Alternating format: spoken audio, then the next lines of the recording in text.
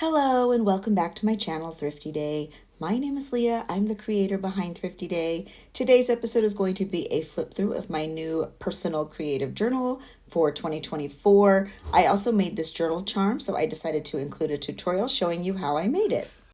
So let's get into the flip through. I made this journal myself. It is a soft covered journal made from mostly vintage fabrics, and I also used a vintage hanky on the cover.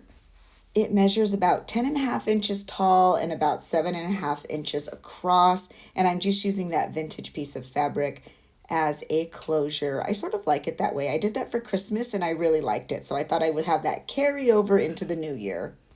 Many of these fabrics were scraps from my latest collection that was over on Patreon. It was called Sunshine Day, and I used a lot of very vintage fabrics. And actually, this whole journal was very inspired by that collection. It was probably my favorite collection I've made in a long time. There was lots of vintage pages and bright colors. The first page I decided to put in mine was this vintage dictionary page from the Little Golden Dictionary. I found it at an estate sale for $1. It was falling apart, but I didn't care. I absolutely love it. I'm also using these beautiful printed pieces of wrapping paper. As you can see, I love strawberries. I got these on my birthday trip. If you wanted to see that haul video, it's my last video. Be sure to check it out.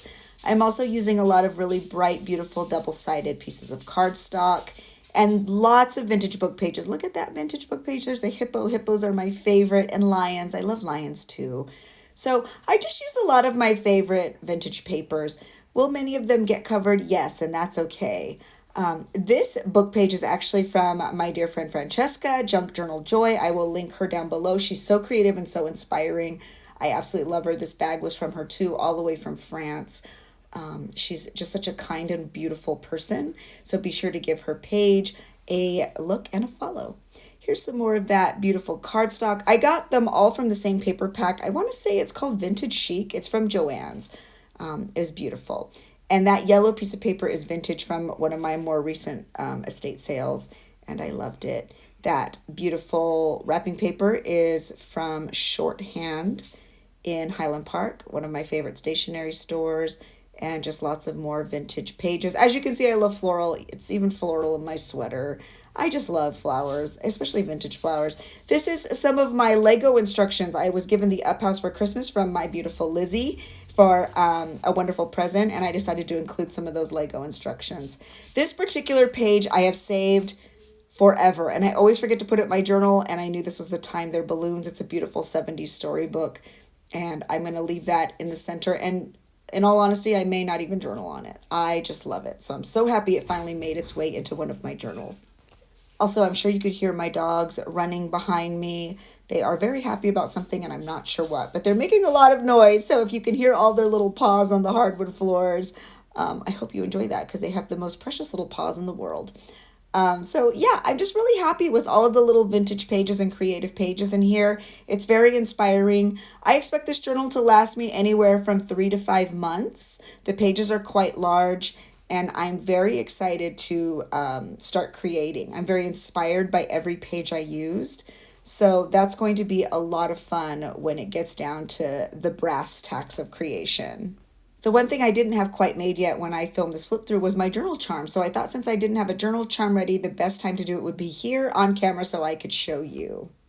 So whenever I'm creating a journal charm, I actually grab a gold 2-inch paper clip, and then I just get some twine. I get my twine at Joann's, and I loop it through and pull it through. Sorry, I had already done it when I started filming this, so when I realized, oh my gosh, you should be filming. And I just tie 4 knots at the top. I choose lots of little charms that are inspired by the book. These ones are just ones I pulled out of my little collection. There's some vintage bottle caps, this beautiful vintage brooch, a little vintage storybook I made myself, and I loved it because it was all the right colors. I'm just fixing the brooch here. I don't know what was happening there. You know, vintage pieces. You never know what's happening. And so the first thing I'm going to do is show you how I put holes into this vintage bottle cap. I love the vintage bottle cap. It was a beautiful color. I keep all my little tiny tools in that vintage mug. I bought this tool at Michael's years ago. It has a little metal punch, and as you can see, I just squeeze, and it makes a tiny hole right in the top of the bottle cap. Then I get my tiny little pliers, and I grab a little gold jump ring. I don't do this the traditional way. I am not a jewelry maker. I just sort of open it up with my needle nose pliers, and then I get my little pliers with teeth and I open it up a little bit more. I place it right through the hole and then I squeeze it together. I'm sure there's an easier way. I'm sure jewelry makers can show you a better way. If anyone here is a jewelry maker, in the comments, please help, because I do it a very difficult way, but it works. I'm sure somebody here has a page that could show you this process a little bit better. But that's my way that I do it, and it's just very easy. I just use it to make charms, so that's the way I do it. And then I sort of make my twine have a little tip, so it makes it a little bit easier to add beads onto it. And I just start stringing them on. I usually don't string more than 2 beads before I put a knot in. And the reason for that is I don't want it to look too bulky. I want it to look nice and spaced out. So I'll add 1 or 2 beads and then I'll add a knot like I'm showing you here. I would like to preface this by saying there is no right or wrong way to make a journal charm. This is just my process and what appeals to me visually. So you could put as many charms on there as you want, or beads on there. This is just how I do it. I usually add 1 or 2 beads, add a knot, and then I add something a little bit more bulky like that friendship pin. So I'm just going to keep stringing along. The next thing I'm going to add is that little golden book charm. If you wanted to know how to make these, I do have a simple tutorial here on YouTube. I will also be making these on a Patreon live sometime this week. If you missed the live, it's okay. You can also watch the replay. They're very simple and very fun. That was just one I had already made. And the colors were perfect with my journal. So I thought, here you go. I'm definitely going to add that onto my journal charm. Another general rule for my journal charms is I try to only add 1 or 2 bulky items per strand. I have 4 strands per journal charm. So because of that, I try to just keep the more bulky items down to a minimum so that they can space out well, and that way they hang nicely on my journal charm. I hope that makes sense. Another key to making your journal charm visually appealing, in my opinion, is to make sure that there are varying lengths. So don't make all of your beads go to the same length per strand. Make sure that they vary so that they sort of hang nicely. This is the way I add that vintage spool of thread. I loop it through and then re-loop it through again. And then I tie a knot. I add a small bead that cannot go through the opening, and I tie another knot. That way it won't slip through the twine. I hope that makes sense. That bead will stop it so that that little sewing spool will stay right where it needs to be. See, it's nice and locked into place, so it's not going to slip down onto your twine. Let me know if you have any questions. I know these are all very basic little tutorial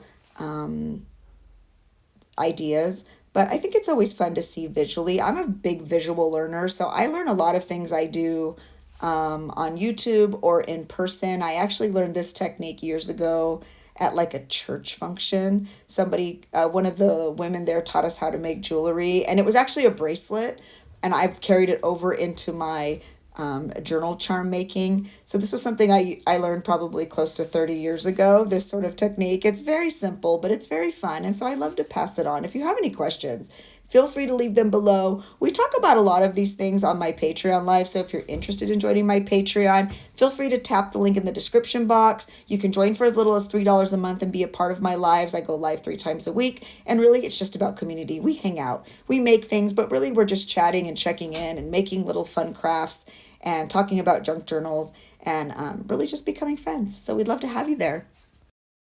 So as you can see, I have a very eclectic style. I like lots of different colors, lots of different shapes, lots of different styles, and lots of different items. For this large brooch, I just tie it right through that bar and tie a knot. It's a very simple sort of approach to adding vintage items to your junk journal. Is it big and bulky? Absolutely, but that's why I put it on a paper clip so I can remove it when I'm creating. I love the way it looks. In my opinion, my junk journal charms also tell a story as much as any layout I make. This, all these little pieces are something that I've collected or picked up along the way. And so in the same way that I create junk journal layouts, I sort of approach creating my junk journal charm. Every charm I have on every personal journal I've ever made has a story behind it, and that's what makes it beautiful. Is it something that is for everyone? Maybe not, but this is my process and I really, really love it, and so I really, really love to share it. And I also love the sound it makes. I love the look. I love the bright colors. And so I just wanted to show you how very easy it is and something that you can make for your journals as well. So for this particular journal charm, I pulled out all of my beads. All of the bright colors I think that match the journal. I pulled out my blue box, my yellow box, my orange box, my pink box, and my green box. That is how I organize my beads. I have a large suitcase full of these little boxes, and they all have different varying colors of beads. That's how I organize. And I just realized, I think I asked everyone in a journal several months ago, or in a video several months ago, rather, if you wanted to see how I organize it. I don't think I ever made that, so I definitely will soon. It just hit me as I was doing this voiceover. I think I said I was going to show everyone how I organize my beads, and I never made that YouTube. So that is a good reminder to me to make that video so you can see. This is the method of organization that has worked best for me, someone who collects a lot of beads randomly. If I see them at yard sales, at estate sales, at antique malls, I purchase them. And I organize by color, not by shape or size or anything like that. So I'm just going to keep adding them onto my 4 strands here. I am just about done, and I have to say I am loving this journal charm. Look at how cute it is. It's got so many bright colors, so many vintage pieces, so many fun little odds and ends. And once I realize that I'm done and I have everything just the way I want it, I go through and I make sure each strand has a double knot at the end because I don't want it to become unraveled in any way. So we're just about done. That's all I'm doing now. And that is it. That's how easy it is to make a removable journal charm. At this point, you just slide it right in. You put that paper clip on any paper and it just hangs right on the end. And then when you go to create, it's really simple just to take right off. So I hope you loved this video. I hope it was inspirational. I hope it was informative. As always, if you have any questions, please leave them in the comments below. That's why we're here, to help each other, to inspire each other, and to build a community. So I hope you all have a really wonderful week.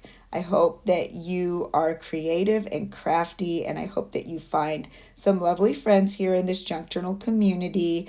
And again, my name is Leah. If you're new, be sure to say hi so we can chit chat in the comments. And I will catch you all in my next video. I think my next video will be either an organization video or a journal with me in my brand new junk journal that I created for 2024. So have a really good one, everyone. Bye.